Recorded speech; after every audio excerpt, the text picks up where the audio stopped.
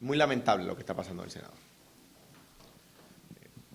En primer lugar, quiero felicitar a Eduardo Batia y a Jaime Perelló por cómo han estado manejando esto. Creo que lo que ha demostrado el Senado hoy es un contraste dramático con el PNP. Ustedes, los miembros de la prensa, a ustedes los sacaban del palco de la prensa, no del hemiciclo, del palco de la prensa el cuatrienio pasado, ante la ciencia y la paciencia de quien gobernaba entonces. En una ocasión yo tuve que subir al palco de la prensa, y algunos compañeros fotoperiodistas lo saben, a mediar a favor de los periodistas. Ahora bien, cuando un padre, una madre, un estudiante, con razón o sin ella, entra al salón de clase y agrede a un maestro o rompe propiedad pública, todo el mundo lo reprocha.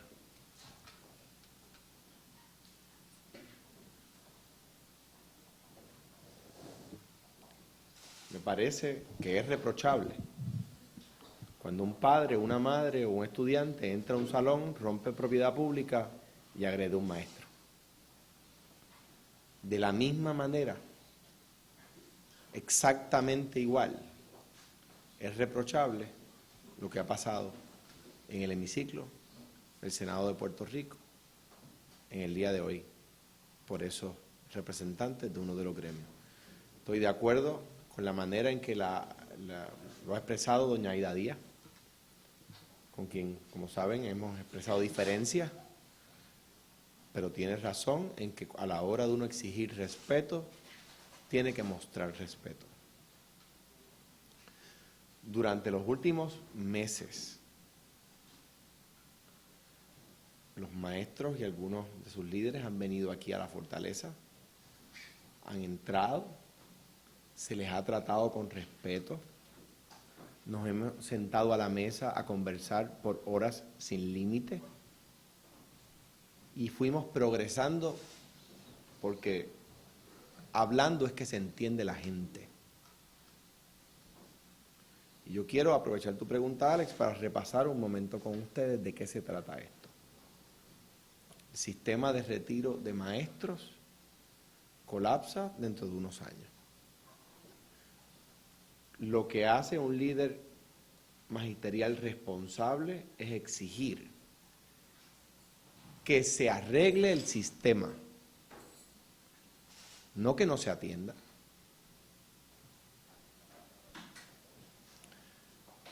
En el año 2013, en el año en que nos encontramos, el sistema tiene un déficit de 10.000 millones de dólares, 10 billones de dólares, y paga $1 por cada 17 centavos que recibe. Eso por decisiones irresponsables que se tomaron en el pasado por muchos gobiernos y que a la vez esos gobiernos postergaron las decisiones que había que tomar. Mi generación, mi gobierno, es la que no deja para después las decisiones responsables.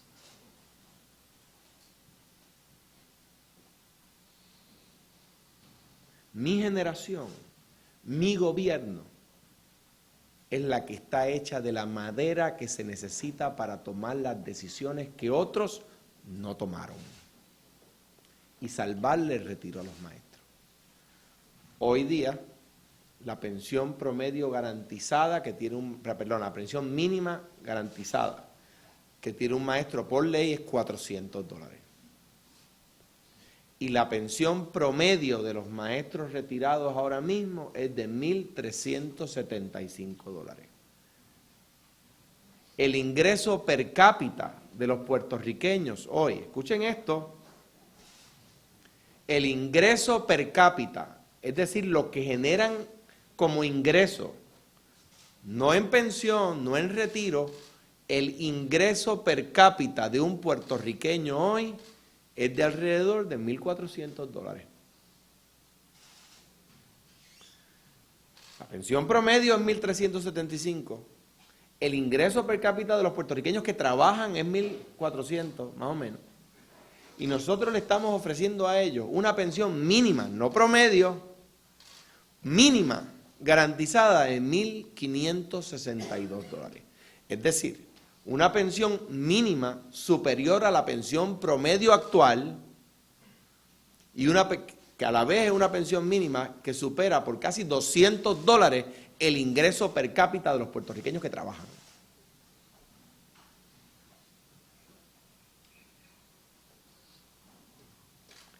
Yo pregunto, si la pensión promedio de un maestro hoy, bajo el sistema actual, es 1.375, y la pensión mínima bajo el sistema que yo estoy proponiendo es de casi $200 más, ¿cómo es posible que el sistema actual garantice mejores pensiones que el sistema que yo estoy proponiendo? Pero vamos más lejos. Encima de los $1.562 les estoy ofreciendo plan médico gratuito con medicamentos, que como ustedes saben, le cuesta a los maestros cientos de dólares que no tendrían que pagar a los maestros retirados.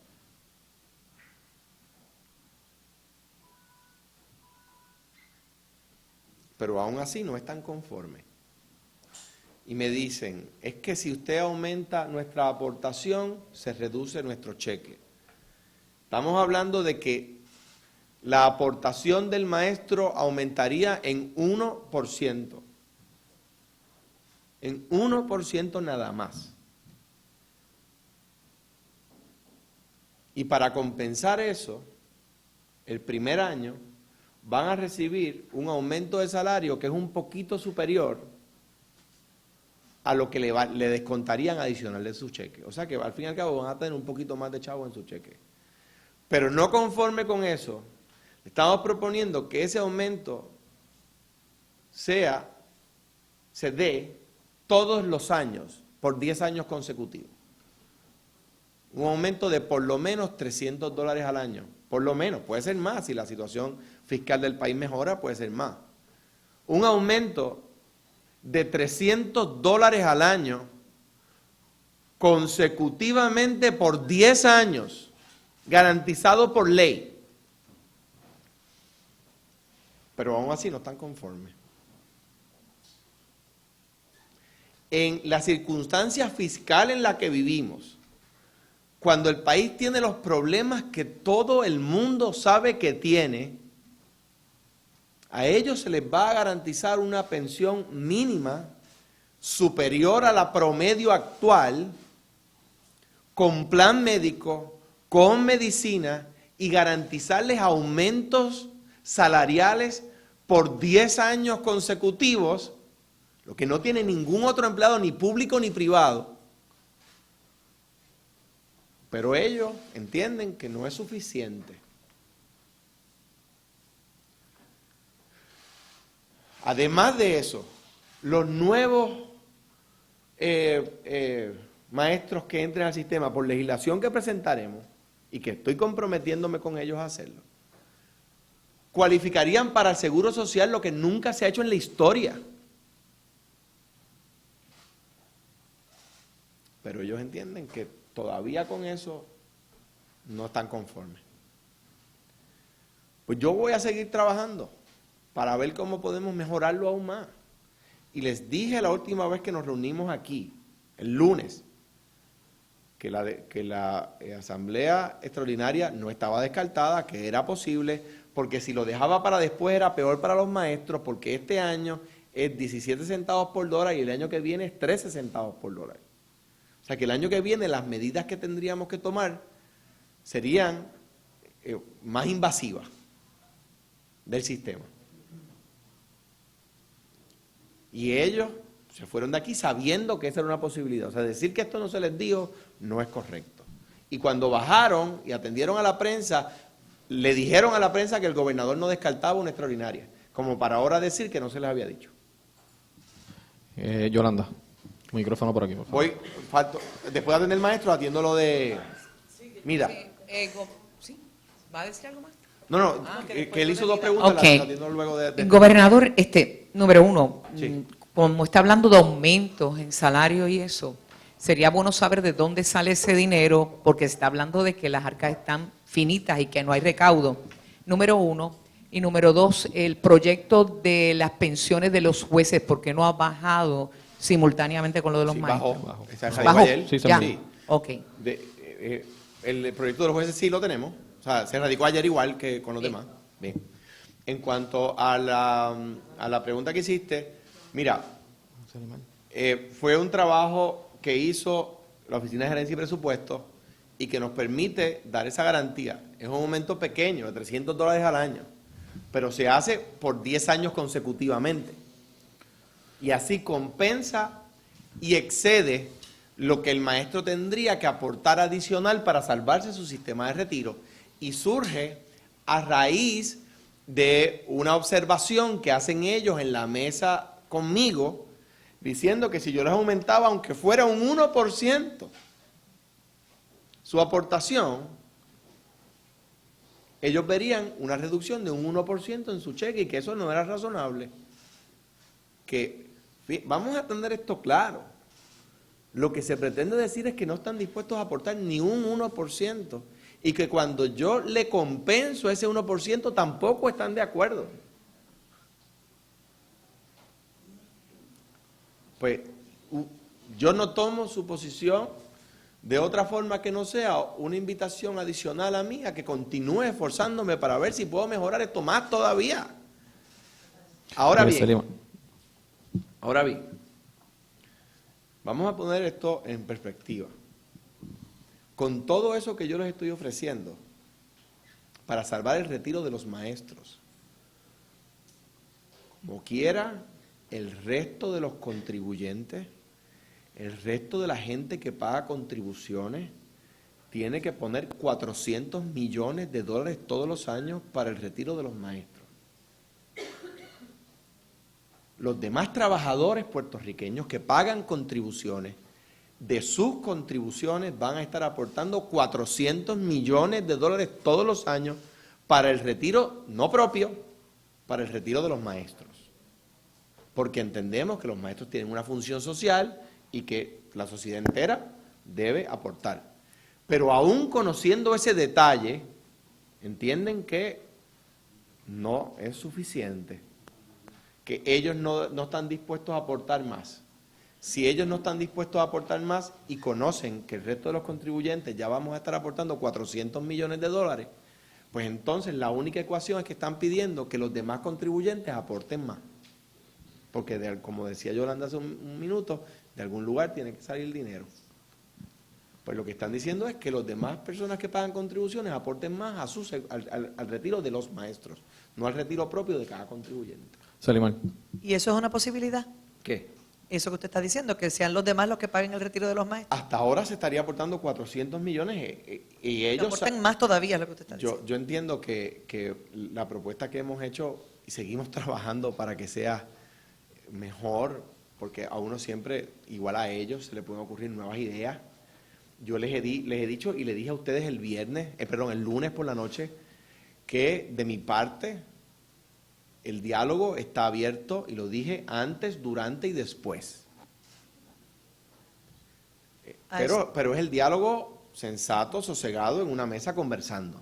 A eso iba mi pregunta. Hay un proceso ahora en la Asamblea Legislativa. Si de ese proceso surgieran cambios o algunas otras ideas que sean viables, ¿estaría dispuesto a si no riñen con salvar el retiro, si van a tono, si van a tono con salvar el retiro, pues con muchísimo gusto.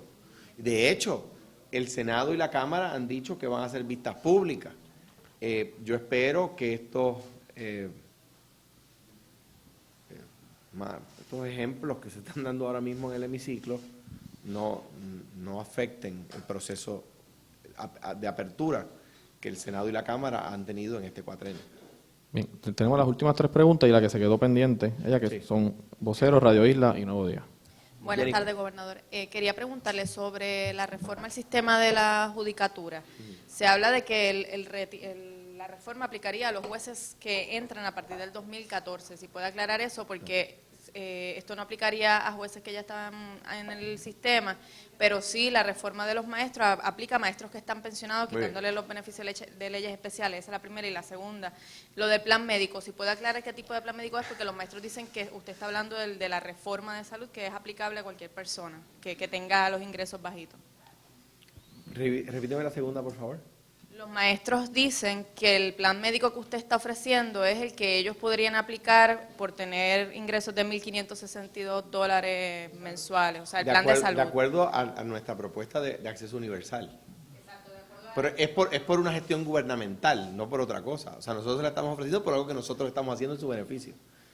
Pero como ya esa propuesta ya era parte de sus planes. Lo que pasa es que ellos lo que alegan es que al bajarle la pensión a 1.562 como mínima, ellos automáticamente aplicarían a ese sistema de salud universal que surge a raíz del Obamacare. ¿Es eso correcto? Dos cosas que lo separan. Voy a empezar por esa.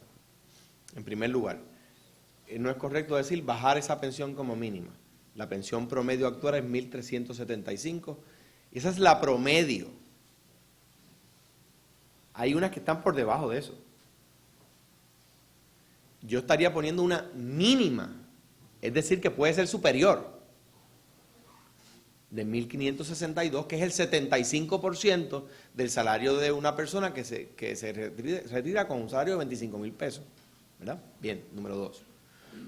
Por supuesto que nosotros trabajamos en el gobierno de manera coherente, que las ideas no están aisladas unas de otras. Y a la hora de proponer un sistema de acceso universal es para que las personas tengan, independientemente de sus ingresos, acceso a un plan médico que atienda sus necesidades familiares sin paga. La diferencia es que bajo el sistema actual, hoy no lo tienen y ellos se sienten conformes. Bien, bien. Ah, no, por eso eran dos preguntas distintas. Terminé con la primera. Okay. Muy bien. Distinto al magisterio o distinto a los abogados o distinto a los periodistas o distinto a los doctores, por tratarse de una rama gubernamental, la Constitución impide que se les reduzcan las compensaciones a los jueces que están en su puesto. O sea que no es que hemos decidido hacerlo para los jueces y no para los maestros. Ahora, déjame delatar algunos puntos en cuanto a la reforma de la judicatura. A los maestros se les está garantizando una pensión que, como decía ahora, por ejemplo, un maestro que se retira con $2,000 y pico de salario, $25,000, sería el 75%. En el caso de una persona que se gana 35,000, pues es incluso más del 60% de su salario. Y de nuevo, piensen ustedes en sus profesiones periodísticas. ¿Cuántas personas en la vida privada, cuántos maestros en la escuela privada se pueden retirar con una pensión que, además de tener plan médico y medicina gratis, tiene más del 60% de su salario garantizado? En el caso de los jueces, estamos hablando de menos del 30% del salario de un juez superior como pensión mínima garantizada. Número 1. Claro en eso. Es decir, la pensión garantizada a los jueces va a ser de menos de 30% del salario de un juez superior. En el caso de los maestros es de más del 60%. Y en el caso de un maestro que tenga un salario de $25,000, 75%. Okay. En el caso de los maestros, recuerdan que el lunes ellos decían que ellos sabían ya que yo iba a proponer una legislación que decía 58 años de edad. Pues, totalmente falso. Estamos proponiendo que sea 55 años de edad. A pesar de que sabemos de que a los 55 años son hombres y mujeres jóvenes en plena edad productiva. A los 55 años, como ustedes y yo sabemos, Se trata de hombres y mujeres jóvenes en plena edad productiva. Pero accedimos a su reclamo otra vez y pusimos 55 años de edad y 30 de servicio. ¿Cuánto es en el de los jueces? 65 años de edad. O sea que los maestros se van a poder retirar con más del 60% de su salario garantizado, en algunos casos mucho más del 60%. Los jueces se retirarían con menos del 30% del salario de un juez superior. Acuérdense que sobre los superiores están los apelativos y el Tribunal Supremo. Y los maestros a los 55 años y los jueces a los 65 años. Radio Isla y luego tengo Nuevo Día. Micrófono. Gobernador, buenas tardes.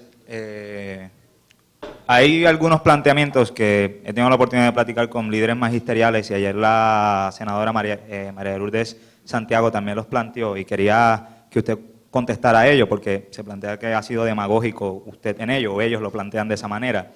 Y es que, primero, dicen los líderes magisteriales que en las pasadas décadas fue el mismo gobierno quien sacó más de 300 millones del retiro de maestros y que nunca eso se pagó y que en parte es una crisis causada por esa situación. Segundo, los maestros plantean y que un maestro, casi la mitad, usted está planteando que el promedio de la pensión es de $1.300 aproximadamente. Y 1.375. Es Exacto. actualmente el promedio. Exacto. Y plantea que se estaría aumentando a 1.562.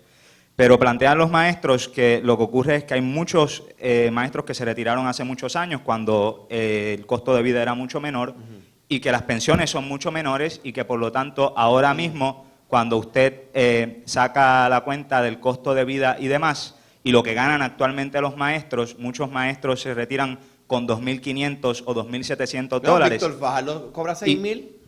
Por eso, pero el punto es que 2.500 o 2.700. El sistema actual permite. No, Pero oye, una pregunta. Voy contigo otra vez. Sí, es solamente un planteamiento lo que estoy haciendo. ¿Cuál es la pregunta? El punto es simple y sencillamente que ellos plantean que en vez de un aumento salarial, en realidad lo que habría sería una reducción de $400 a $600. Y por último se plantea que lo que el plan médico que les estaría dando no es otra cosa que el Obamacare que lo puede accesar todo el mundo. Bueno, sí, hay una pregunta que hicieron hace un rato aquí. La del Obamacare ya estuvo respondida. Pero en cuanto a la otra, mire, vamos allá. Es un hecho cierto e innegable que la pensión promedio actual de los maestros bajo el sistema actual es de $1.375. Y yo mismo le dije a ustedes, ahora mismo, hace un minuto, que la pensión mínima garantizada por la ley hoy es $400. Y que eso quiere decir que si es la promedio, hay gente por debajo de eso y hay gente por encima de eso.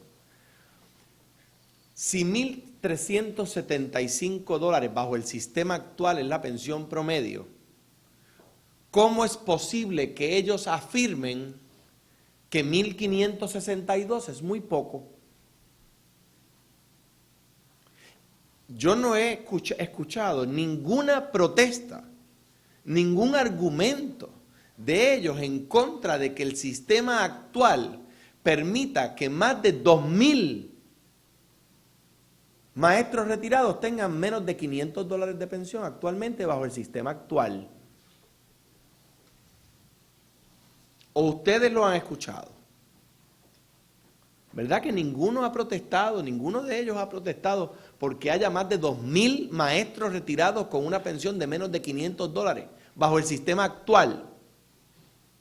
Pero ellos dicen que 1.562 es muy poco. Como cuestión de hecho, esos maestros que tienen pensiones de 400, de 500, de 600, de 800, de 1.000 y en promedio de $1.375, además tienen que pagar su plan médico hoy día. Y se les da un incentivo de $100 al mes para ayudarlos a pagar su plan médico. Y de $100 al año, no al mes, para pagar sus medicinas. Y no les da, y todo el mundo lo sabe. Por lo tanto, no es lo mismo decir que van a tener una pensión mínima garantizada de 1.562 más plan médico más medicina gratis.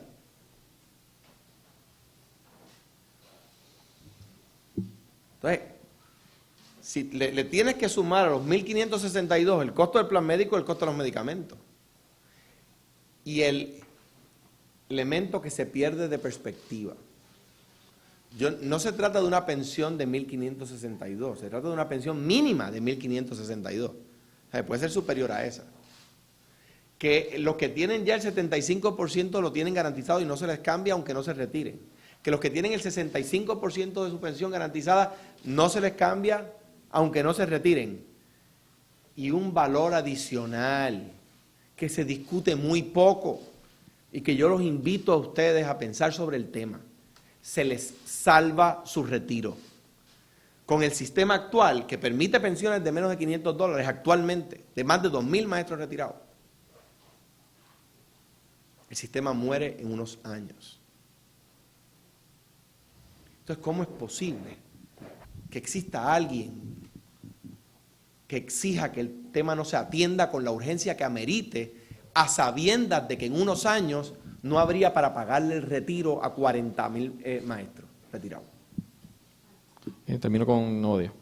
Sí, buenas tardes, gobernador. Quería preguntarle primero algo que han repetido los maestros y uno de los cuestionamientos es por qué esto ha sido tan deprisa, por qué tener que hacer una sesión extraordinaria de inmediato y no esperar quizá a enero para poder hacerlo. Y otra de las preguntas, ¿cómo usted, siendo verdad uno de los proyectos principales de su administración, lo de la Escuela para Todos, cómo va a recuperar la confianza en los maestros después de este asunto del retiro? Mira, voy a empezar por la última. En primer lugar, no puede ser malo para un maestro. Yo creo que un maestro a quien un gobierno le garantiza su retiro con una pensión mínima superior a la promedio actual, con plan médico, con medicina, con aquellos que ya tienen derechos adquiridos los conservan, debe tener más confianza en ese gobierno que en un gobierno que no tomaba las decisiones que tenía que tomar para salvarles el retiro.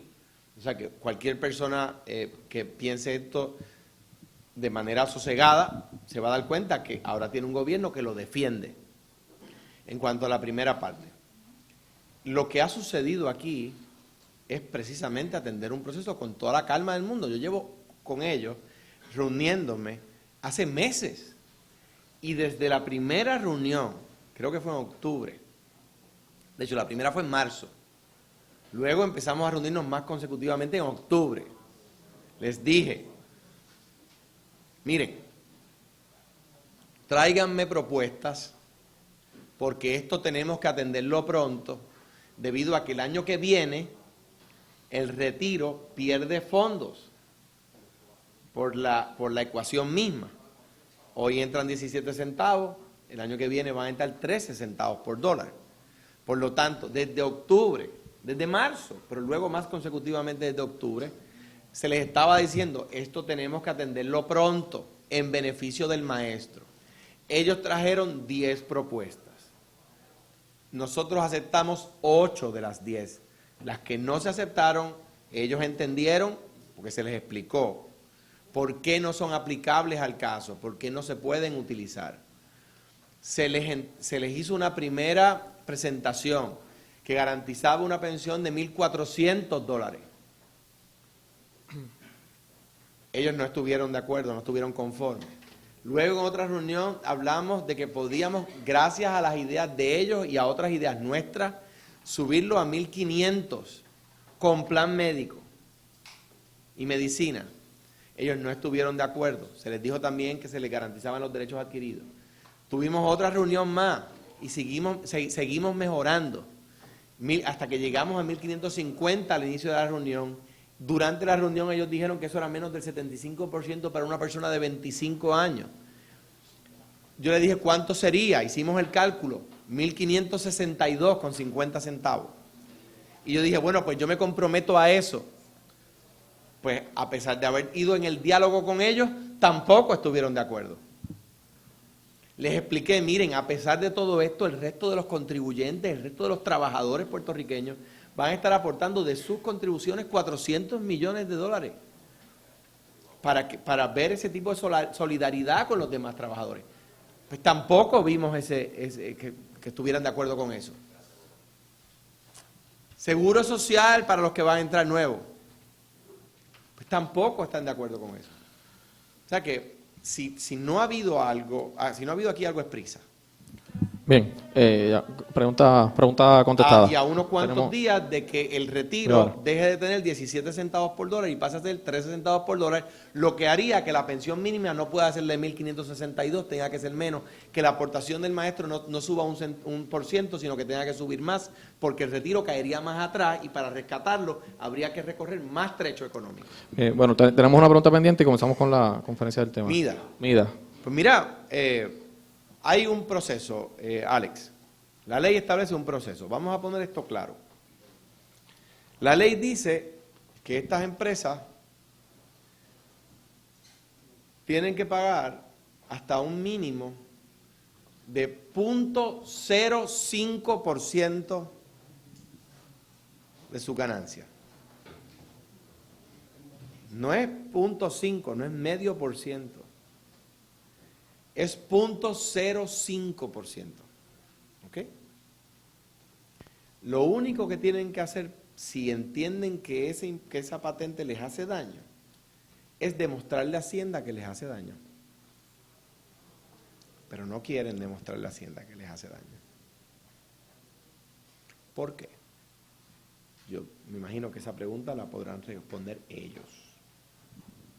Pero la ley dice que si le hace daño a la empresa, lo único que tiene que hacer es mostrarle sus libros a Hacienda y demostrar que les hace daño. Pero ellos no le quieren mostrar sus libros a Hacienda. ¿Por qué? Pues ahora han decidido tomar la vía judicial. Eso es un derecho que tienen. Pues y nosotros vamos a ir a la corte y vamos a defender el derecho del pueblo de Puerto Rico a salvar sus finanzas.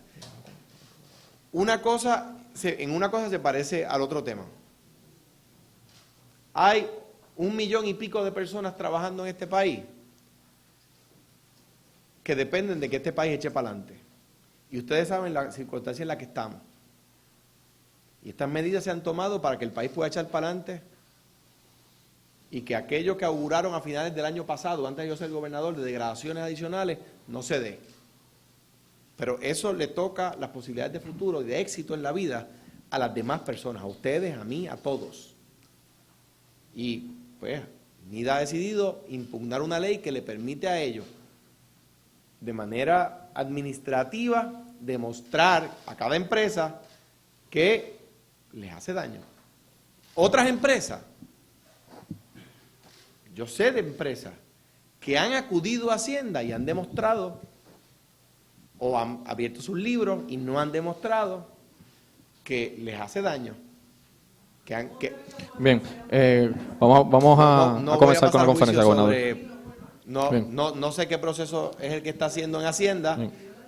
pero la ley y el reglamento establece un proceso.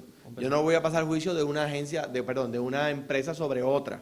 Lo que sí es que la ley permite que demuestren que les hace un daño que les impediría operar o no tener la ganancia razonable, ¿verdad? Que es en realidad la fórmula correcta, un retorno razonable de su inversión. Bien. Si pueden demostrar que no tienen un retorno razonable de su inversión, pues entonces Hacienda le podría dar una dispensa Bien. para que no paguen ni siquiera 0.05%.